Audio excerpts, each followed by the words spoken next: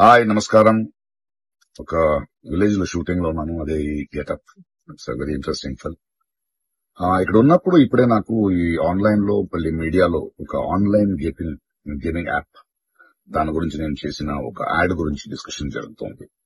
అందరినీ ప్రశ్నించి నేను సమాధానం చెప్పాలి కదా, ఎందుకంటే చాలా మంది క్వశ్చన్ చేస్తున్నారు మీరు ఎలా చేస్తారని. అది ఒక 2016, ఒక 9 years బ్యాక్ ఇలాంటి ఒక యాడ్ నా దగ్గరకు వచ్చింది. నేను చేశాను, నిజం. ఆ తర్వాత కొన్ని నెలల్లోనే అది తప్పని నాకు అర్థమైంది. వాళ్ళు మళ్ళీ 2017 లో దాన్ని ఎక్స్టెండ్ చేస్తానంటే, లేదండి ఇది తప్పు, తెలియక చేసేసాను, బట్ చేసేసాను కాబట్టి అగ్రిమెంట్, మీరు దాన్ని రిలే చేసి తీరాలి, బట్ 2017 నుంచి మీరు వాడకూడదు, నేను రాను అని చెప్పేసి.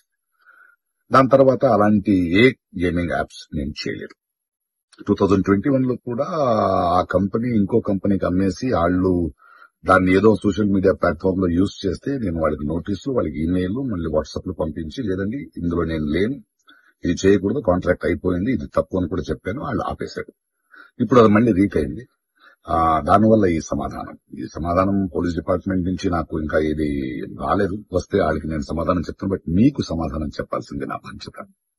So 2017, 9 years back for 1 year contract నేను చేసింది నిజం. అది తెలిసిన తర్వాత దాన్ని ఆపింది నిజం. ఆ తర్వాత నేను చేయలేదు అనేది కూడా నిజం. ఈ మాట మీకు చెప్తున్నాను. ఇంకో విషయం, దయచేసి యంగ్స్టర్స్, ఇలాంటి గేమింగ్ యాప్ అది ఒక వ్యసనం. ప్లీజ్ మీ జీవితాన్ని కోల్పోండి. Thank you.